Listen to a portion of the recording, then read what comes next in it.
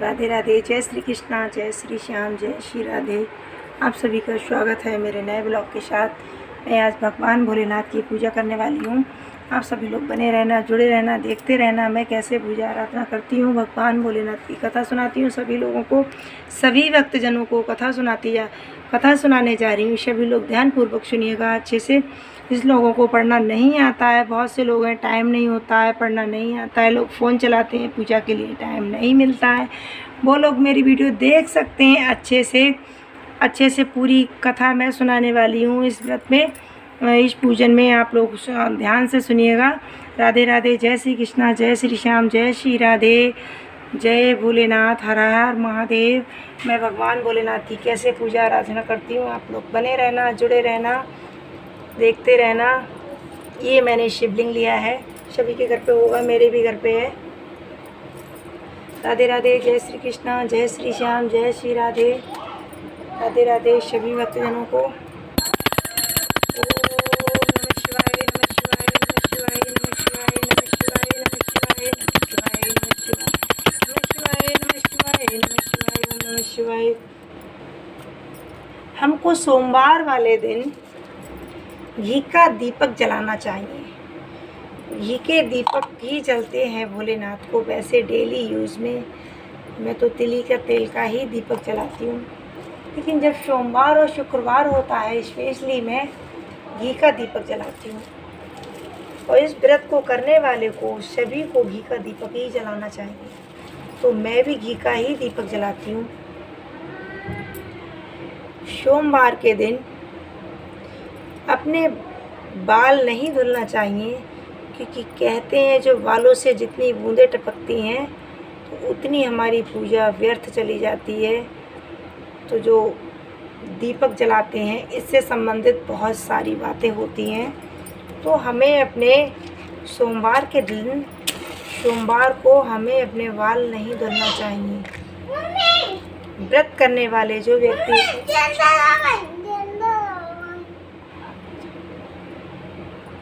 व्रत करने वाले व्यक्ति होते हैं उन्हें विशेष कर ध्यान रखना चाहिए।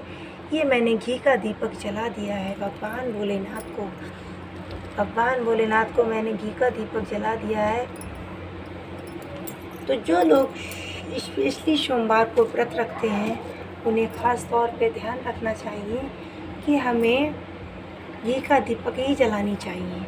भगवान भोलेनाथ को रोली नहीं लगती है, भगवान भोलेनाथ को ये चंदन लगता है। चंदन से भगवान का अभिषेक होता है। ये जो जगह होती है इसको हमें इस तरह से लगा देनी चाहिए। इस शिवलिंग में बहुत सारे गुण हैं। आप लोग, कुछ लोगों को पता है, कुछ लोगों को नहीं भी होता है। इस तरफ गणेश का विराजमान होते हैं, इस तरफ कार्तिकेय विराजमान होते हैं, इस तरफ माता पार्वती विराजमान होती हैं, इस तरफ भगवान भोलेनाथ विराजमान होते हैं। तो हमें ये शिवलिंग साधारण शिवलिंग नहीं है, इसमें बहुत सारे गुण हैं जो हमें नहीं पता होते हैं। तो हमें ये सारी चीज़ें यूट्यूब से ही पता चलता है, हम देखते हैं, गुरुजनों से पता चलता है। इन चीज़ों का हमें विशेष ध्यान रखना चाहिए। श्री गणेशाय नमो नमः, श्री कार्तिकेय नमो नमः, श्री माता पार्वती नमो नमः, श्री भगवान भोलेनाथ देवों के देव महादेव नमो नमः। इस तरह से हमें सभी लोगों का आह्वान करना चाहिए, क्योंकि इस वक्त एक केवल सिंगल शिवलिंग ही नहीं है, इसमें बहुत सारे उनका पूरा परिवार है। भगवान भोलेनाथ हैं, भगवान गणेश हैं, भगवान कार्तिकेय हैं, माता पार्वती हैं।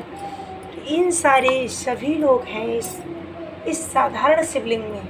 इस केवल ये शिवलिंग ही नहीं है, इसमें सभी लोग हैं। तो इस तरह से सोमवार के दिन विशेषकर पीली चीज़ों का इस्तेमाल कीजिए। पीला फूल होना चाहिए, पीले वस्त्र पहनना चाहिए।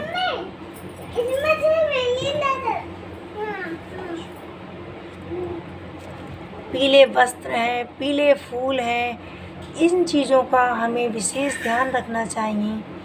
तो जितना भी हो, जैसे पुष्प तो सभी चढ़ाते हैं, अधिकतर पीले मिल जाते हैं तो ज़्यादा ही बेहतर होता है। तो इसीलिए हमें ये पीले फूल चढ़ानी चाहिए। ओम नमः शिवाय, ओम नमः शिवाय, ओम नमः शिवाय का जाप हमें अधिक नहीं करना चाहिए, क्योंकि गुरुजनों का कहना है, शास्त्र भी कहता है इस बात को, जो लोग गुरु जी का ज्ञान लेते हैं उन्हें ही ओम नमः शिवाय जाप का कर सकते हैं। बाकी जो सभी साधारण लोग हैं जो डेली पूजा करते हैं, उन्हें ओम नमः शिवाय का जाप नहीं करना चाहिए। उन्हें शिव सदाशिव, शिव सदाशिव, शिव सदाशिव, शिव सदाशिव का जाप करना चाहिए। इसमें माता पार्वती, भगवान भोलेनाथ का दोनों का आशीर्वाद प्राप्त होता है हमें। और जो हम ओम नमः शिवाय का जाप करते हैं तो केवल भगवान भोलेनाथ का ही हमें आशीर्वाद मिलता है। इस तरह से हमें माता पार्वती, भगवान भोलेनाथ की दोनों का आशीर्वाद प्राप्त होता है। हमें भगवान के लिए दूध को कभी बॉयल नहीं करना चाहिए। हमें भगवान के लिए, अभिषेक के लिए हमें कच्चा दूध चढ़ाना चाहिए। ओम नमः शिवाय, ओम नमः शिवाय, शिव सदाशिव, शिव सदाशिव, शिव सदाशिव, शिव शिव सदाशिव, शिव सदाशिव, शिव सदाशिव, शिव सदाशिव, शिव सदाशिव, शिव सदाशिव, शिव सदाशिव, शिव सदाशिव।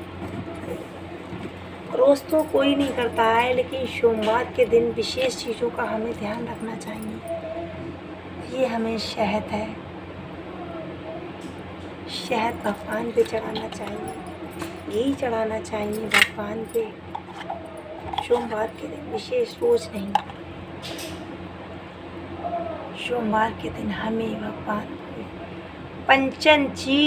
पंचन जो होते हैं वो हमें सभी चीज़ चढ़ानी चाहिए। जल, दूध, गंगा जल होता है, जल होता है, शहद है, घी है, दूध है, दही है, ये सारी चीज़ें हमें सोमवार को विशेष करके चढ़ाना चाहिए भगवान पे। ओम नमः शिवाय, नमः शिवाय, शिव सदाशिव, शिव सदाशिव, शिव सदाशिव, शिव सदाशिव, शिव सदाशिव, शिव सदाशिव, शिव सदाशिव, शिव सदाशिव, शिव सदाशिव, शिव सदाशिव, शिव सदाशिव, शिव सदाशिव, शिव सदाशिव, शिव सदाशिव, शिव शिव सदाशिव, शिव सदाशिव, शिव सदाशिव, शिव सदाशिव, शिव सदाशिव, शिव सदाशिव, शिव सदाशिव, शिव सदाशिव, शिव सदाशिव, शिव सदाशिव, शिव सदाशिव, शिव सदाशिव, शिव सदाशिव, शिव सदाशिव।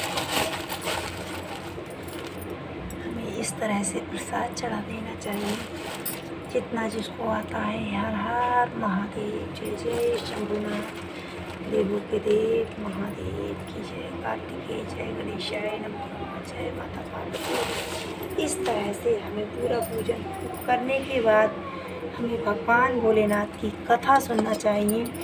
जब हम कथा सुनते हैं या सुनाते हैं दूसरों को, तो कभी भी हमारा हाथ खाली नहीं होना चाहिए। हमारे हाथ में कुछ ना कुछ होना चाहिए, पुष्प हों या चावल हों या कोई भी मीठी कोई भी मेवा हो, कुछ भी हो, तो खाली हाथ से हमें कथा नहीं पढ़नी चाहिए। इस तरह से ये हमें शमी के जो पात्र हैं वो हमें शिवलिंग पे ज़रूर चढ़ाने चाहिए। शिवलिंग जो सावन में जो हम पूजन करते हैं तो हमको बेलपत्र मिल जाते हैं। शमी के जो पौधे होते हैं वो हमारे घर पे ही होते हैं, उसे हम हर सोमवार को इस्तेमाल करते हैं। इस्तेमाल हमें करना चाहिए। भगवान भोलेनाथ को हमें फल भी चढ़ानी चाहिए। स्वीकार करो प्रभु, स्वीकार करो, स्वीकार करो। इस तरह से तो जो शमी के जो ये पात्र होते हैं, इसे बेल पात्र से बहुत ही ज़्यादा महत्व माना जाता है। शमी के जो एक एक पत्ती होती है, इसकी एक एक पत्ती में बहुत कुछ रहस्य होता है, तो हम लोग जानेंगे तो समझेंगे इसमें ऐसा विशेष क्या है। तो हमें ये शमी का बेल पात्र से बहुत ही ज़्यादा स्पेशली है, बहुत ही ज़्यादा महत्व होता है। इसका जो एक एक पंखुड़ी है, एक एक पंखुड़ी में कितनी सारी पत्तियां होती हैं, एक एक पत्तियों का बहुत बड़ा राज होता है, बहुत बड़ा रहस्य होता है। हम लोग जान के भी अनजान कर देते हैं, लेकिन हमें जानना बहुत ज़रूरी होता है। जब भगवान की भक्ति करते हैं तो सभी कुछ हमें समझना और जानना बहुत ही विशेष होता है। इसका रहस्य क्या होता है हम जिसे नहीं जानते हैं। तिल हमको भगवान भोलेनाथ पे ज़रूर चढ़ानी चाहिए। ये काले तिल हो या सफ़ेद हो, कोई भी हो, हम चढ़ा सकते हैं। ये भगवान भोलेनाथ की ये कथा है। ये पुस्तक है भगवान भोलेनाथ की। इस पुस्तक के आधार पे हम ये कथा सुनाते हैं सभी लोगों के लिए। अच्छे से ध्यानपूर्वक सुनिएगा, बहुत ही ज़्यादा लाभ, बहुत ही ज़्यादा अच्छा होगा आप सभी को। हर हर महादेव। इसमें 16 सोमवार व्रत की भी कथा होती है। जब 16 सोमवार व्रत हम करते हैं तब उस कथा को पढ़ते हैं। जब हम रेगुलर व्रत रखते हैं, जो हर सोमवार को व्रत रखते हैं, तो हमको वो कथा नहीं पढ़नी होती है 16 सोमवार व्रत वाली। ये हमको कथा पढ़नी है सोमवार व्रत की कथा। ये लिखा है इस पे, ये लिखा है सोमवार व्रत कथा। तो हम इसी कथा को पढ़ते हैं। आप लोग अच्छे से सुनिएगा। उज्जवलापुर शहर में एक धनी साहूकार रहते थे। उनके घर में धन की कोई कमी नहीं थी। केवल एक दुख था कि उनके कोई भी पुत्र नहीं था। पुत्र की चिंता में सदा दुखी रहते थे। पुत्र को पाने की प्रति सोमवार को शिवजी का व्रत और पूजन किया करते थे। संघर्ष काल से एक दिन शिव मंदिर में जाकर भगवान शंकर के सामने दीपक जलाते थे। भक्त के भाव को देखकर एक दिन माता पार्वती भगवान शंकर से कहा, हे प्रभु, ये साहूकार आपका अन्यथा भक्त है। सदैव व्रत और पूजा बड़ी श्रद्धा पूर्वक करता है। इसकी कोई मनोकामना हो तो आपको पूर्ण करनी चाहिए। माता पार्वती जी की बात सुनकर शिव जी ने कहा, हे पार्वती जी, ये तो संसार है। संसार कर्म क्षेत्र है। किसान जैसे बीज बोता है वैसे ही फल काटता है। उसी प्रकार इस संसार में हर व्यक्ति अपने कर्मों के अनुसार फल भोगता है। तब माता पार्वती जी ने आग्रह के साथ कहा, हे प्रभु, ये साहूकार आपका अन्यथा भक्त है। यदि इसको कोई दुख है तो आपको अवश्य दूर करनी चाहिए, क्योंकि आप अपने भक्तों को हमेशा दयालु रखते हैं, उनके दुखों को दूर करते हैं। यदि आप ऐसा ना करेंगे तो क्यों मनुष्य आपकी सेवा व्रत पूजा करेगा। माता पार्वती जी की आग्रह करके भगवान शंकर ने कहा, हे पार्वती जी, इस साहूकार के कोई पुत्र नहीं है। पुत्र की चिंता में सदैव दुखी रहता है। इसके भाग्य में पुत्र न होने पर भी मैं इसे पुत्र की प्राप्ति का वरदान देता हूँ। इसी प्रकार पुत्र की आयु केवल 12 वर्ष की होगी। इसके पश्चात इसकी मृत्यु की प्राप्ति हो जाएगा और इसके लिए और कुछ अधिक नहीं कर सकता। ये सारी वार्तालाप साहूकार सुन रहा था। साहूकार को न ही कोई प्रशंसा हुई, न ही कोई दुख हुआ। पहले की तरह भगवान शंकर के व्रत और पूजन करता रहा। कुछ समय बीत जाने के बाद साहूकार की स्त्री गर्भवती हुई। 10वें महीने में अति सुंदर पुत्र की प्राप्ति हुई। घर में खुशियां मनाई जा रही थी। साहूकार ने निर्धांत के समय ब्राह्मण अन्न वस्त्र दिए। यदि दान देने के पश्चात पुत्र की आयु की भेद की बात किसी को नहीं बतलाई। जब बालक 11 वर्ष का हो गया तब बालक 11 वर्ष का हो गया। साहूकार के बालक के लिए इसके विवाह के लिए आग्रह किया। माता ने विवाह के लिए आग्रह किया। साहूकार ने कहा, मैं अभी इसका विवाह नहीं करूँगा। इसे काशी जी पढ़ने साले के अर्थात मामा के साथ इसे भेजूँगा। बहुत से धन के साथ इस बालक को पढ़ने के लिए काशी जी ले जाओ। जिस स्थान पे रुको वहाँ यज्ञ करते ब्राह्मण भोजन करवाते हुए जाना। वो दोनों मामा मने यज्ञ करते ब्राह्मण भोजन करवाते हुए जा रहे थे। रास्ते में प्रतापनगर शहर पड़ा। शहर में राजा की कन्या का विवाह था। शहर अच्छी तरह से सजाया गया था। जो राजकुमारी के विवाह के लिए आया था वह एक आंख से काना था। पिता को बड़ी चिंतित हो रही थी। बर को देखा और कन्या के माता पिता किसी प्रकार की इनकार ना कर दें, इसीलिए साहूकार के अति सुंदर बेटे को देखा तो मन में विचार किया, क्यों ना द्वारचार के समय इस लड़के से ही वर का काम करवा लिया जाए, तो क्या बुराई है। लड़के के मामा से कहा तो वो दोनों तैयार हो गए। फिर उस लड़के को दूल्हे के कपड़े पहनाकर घोड़ी पे चढ़ाकर द्वारचार के समय ले गए। बहुत ही प्रशंसा पूर्वक हो गया, कार्य पूरा संपन्न हो गया। फिर वर के पिता ने सोचा, यदि फेरो का भी कार्य इस लड़के से ही वर का काम करवा लिया जाए तो इसमें क्या बुराई है। लड़के के मामा से कहा, यदि यहाँ फेरो कन्यादान का भी कार्य कर देंगे तो बड़ी ही महान कृपा होगी। उन्होंने यूँ भी स्वीकार कर लिया। कार्य बहुत अच्छी तरह से हो गया। तुरंत ही लड़का जाते समय राजकुमारी के चुन्नी के पल्ले पे लिख दिया, तुम्हारा विवाह तो मेरे साथ हुआ है, परंतु जिस राजकुमार के साथ तुम्हें भेजा जाएगा वो तो एक आंख से काना है। मैं तो काशी जी पढ़ने जा रहा हूँ। बारात खाली। कन्या के माता पिता ने अपनी कन्या की विदाई नहीं की। बारात खाली हाथ लौट गई। उधर सेठ का लड़का मामा बने यज्ञ करते हुए काशी जी पहुंच गए। लड़के ने पढ़ना शुरू कर दिया। मामा ने, लड़के की आयु 12 वर्ष की हो गई। इसके पश्चात मामा को इस बारे में कुछ नहीं पता था। मृत्यु के समीप आ गया। लड़के के मामा ने इस बारे यज्ञ का आयोजन किया। लड़के के मामा को इस बारे में कुछ नहीं पता था। लड़के ने कहा, मामा जी आज मेरी तबीयत ठीक नहीं है। मामा जी ने कहा, अंदर जाकर लेट जाओ। लड़का अंदर जाकर लेट गया। थोड़ी ही देर में उसके प्राण परलोक निकल गए। मामा ने आकर देखा तो लड़का मृत्यु अवस्था में पड़ा था। उन्हें बड़ा दुख हुआ। उन्हें यज्ञ के अधूरे डर से उन्हें सब कुछ स्वयं किया और सब कुछ स्वयं करने के बाद ब्राह्मणों को चले जाने के बाद उन्होंने रोना पीटना आरंभ कर दिया। शिव काल से शिव पार्वती जा रहे थे। उन्होंने जोर जोर से रोने और चिल्लाने की आवाज़ सुनाई दी तो पार्वती जी माता रानी बोली, चलो देखते हैं, कोई दुखियारा रो रहा है, कोई कष्ट में है।